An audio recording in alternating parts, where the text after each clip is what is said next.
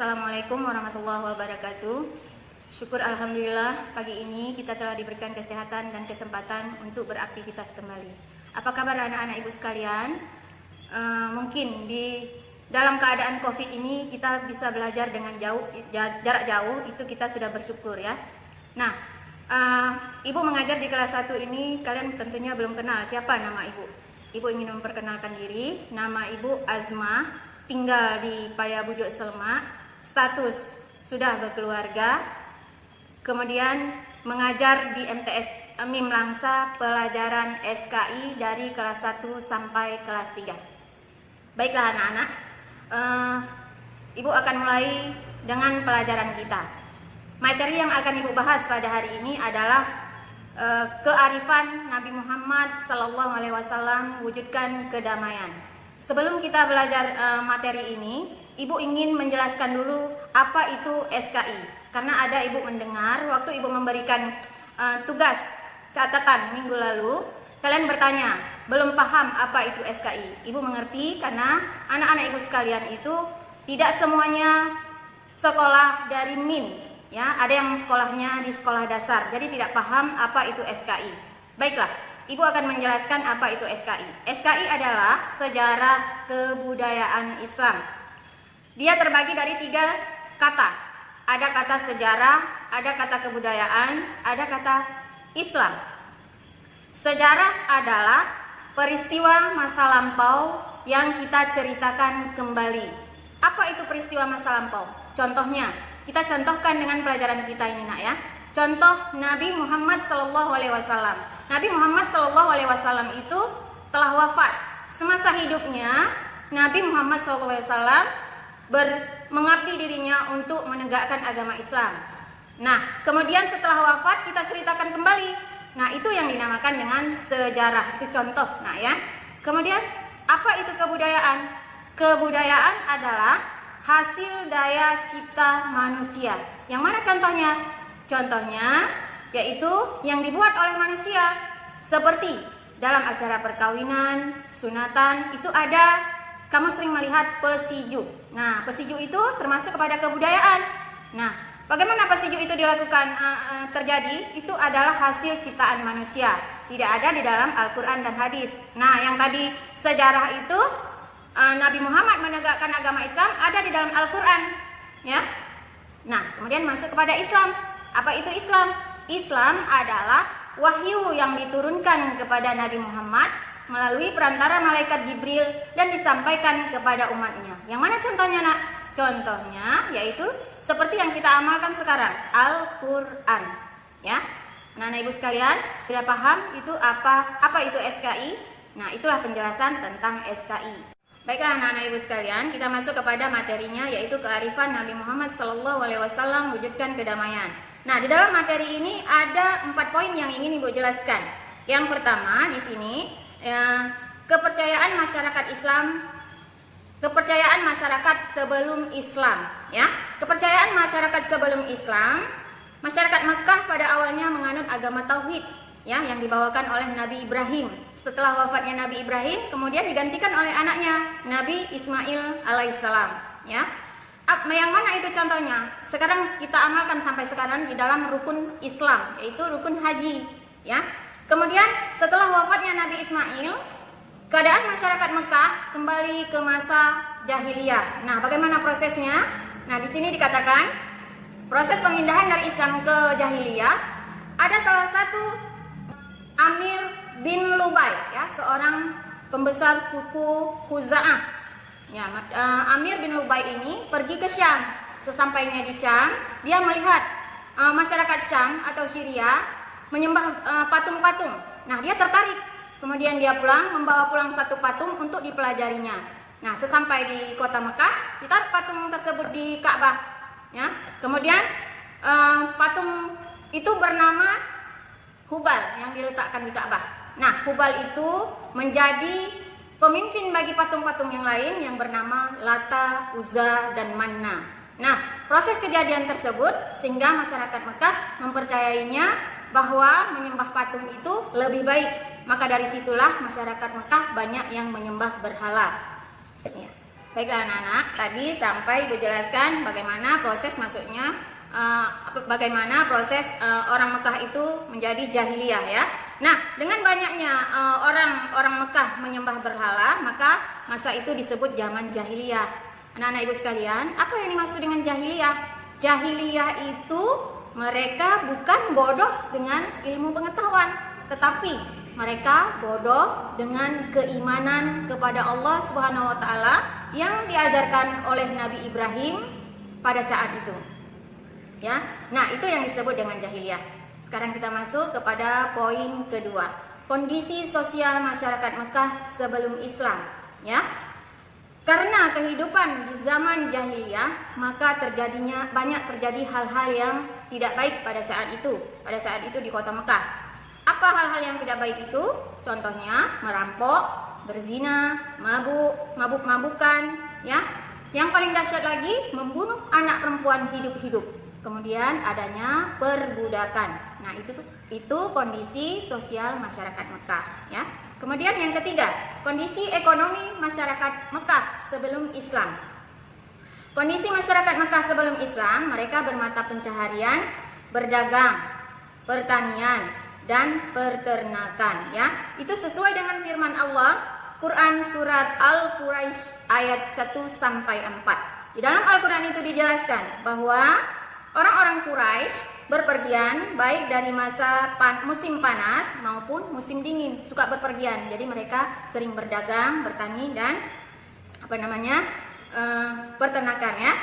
Kemudian yang keempat, kondisi politik masyarakat Arab sebelum Islam itu terbagi kepada 3, nah, ya. Yang pertama, kondisi politiknya dipengaruhi oleh Kekaisaran Nasrani Bizantium. Yang kedua, oleh Kekaisaran Persia. Yang ketiga, oleh dinasti Himyar. Nah, anak-anak Ibu sekalian, sudah paham?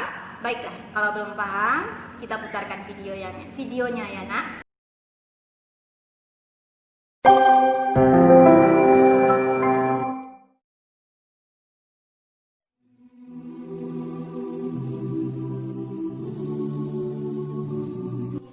Pada awalnya, masyarakat Mekah adalah penganut agama Tauhid. Setelah Nabi Ismail alaihissalam wafat, masyarakat Mekah mulai pindah menyembah selain Allah. Kepercayaan itu berawal dari Amir bin Lubai, seorang pembesar suku Khuza'ah yang melakukan perjalanan ke Syam atau Syria. Penduduk di sana melakukan ibadah dengan menyembah berhala. Dia membawa berhala yang dinamakan Hubal dan diletakkan di Ka'bah. Berhala Hubal menjadi pemimpin berhala lainnya seperti Lata, Uzza, dan Mana. Dia mengajarkan kepada masyarakat Mekah cara menyembah berhala. Sejak itulah mereka mulai membuat berhala-berhala sehingga Ka'bah dikelilingi oleh berhala. Kota Mekah menjadi pusat penyembah berhala. Mereka meyakini bahwa berhala sebagai perantara untuk mendekatkan diri pada Tuhan, hingga kepercayaan itu menyebar ke seluruh jazirah Arab. Adapun Ya'uq adalah sesembahan suku Hamdan, Nas sesembahan suku Mimyar, dan keluarga Zikila, padahal nama-nama itu adalah orang-orang soleh di zaman Nabi Nuh alaihissalam. Masa itu disebut masa jahiliyah, zaman kebodohan dari keimanan kepada Allah Subhanahu wa Ta'ala.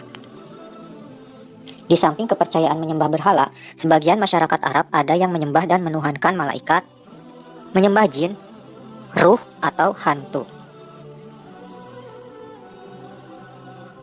Selain mereka yang menyembah berhala, malaikat, jin, dan ruh, ada beberapa yang sudah berusaha untuk tidak menyembah berhala dan beralih ke ajaran tauhid yang dibawa Nabi Ibrahim alaihissalam. Mereka adalah Warokah bin Naufa, Umayyah bin Sa'd, Qusaidah, Utsman bin Khawairis, Abdullah bin Jasi, dan Zainal bin Umar. Namun mereka meninggal sebelum datangnya ajaran Islam yang dibawa Nabi Muhammad SAW.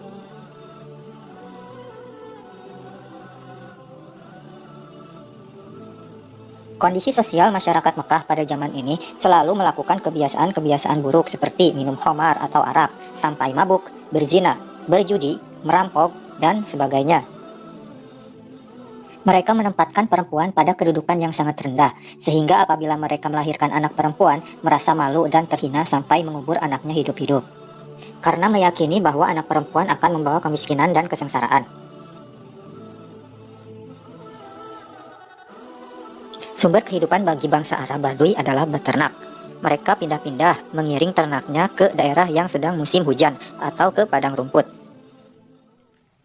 Mereka mengkonsumsi daging dan susunya dari ternaknya, serta membuat pakaian dari bulu domba. Jika telah terpenuhi kebutuhan mereka, maka mereka menjualnya. Orang kaya di kalangan mereka terlihat dari banyaknya hewan yang dimiliki. Selain itu, sumber penghidupan mereka ada yang menjadi pengembala ternak milik sendiri dan juga mengembala ternak orang lain. Adapun masyarakat perkotaan yang tinggal di daerah subur seperti Yaman, Taif, Madinah, Najd, Khaybar, atau yang lainnya, mereka menggantungkan sumber kehidupannya pada pertanian. Adapun penduduk Mekah, mereka pusat perniagaan yang istimewa. Suku Quraisy merupakan penduduk Mekah yang memegang peranan dalam perniagaan di Jazirah Arab. Orang Arab memiliki pusat-pusat perdagangan yang terkenal seperti Uqas, Mijannah, dan Zulmajaz.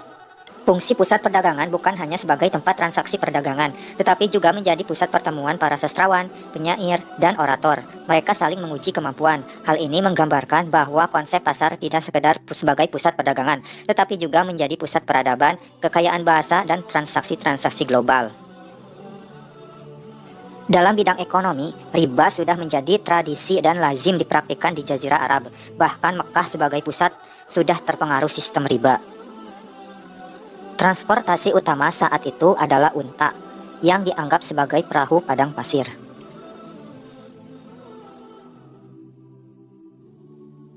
Pada masyarakat Arab pra-Islam dapat dibagi menjadi dua bagian berdasarkan atas batas teritorial.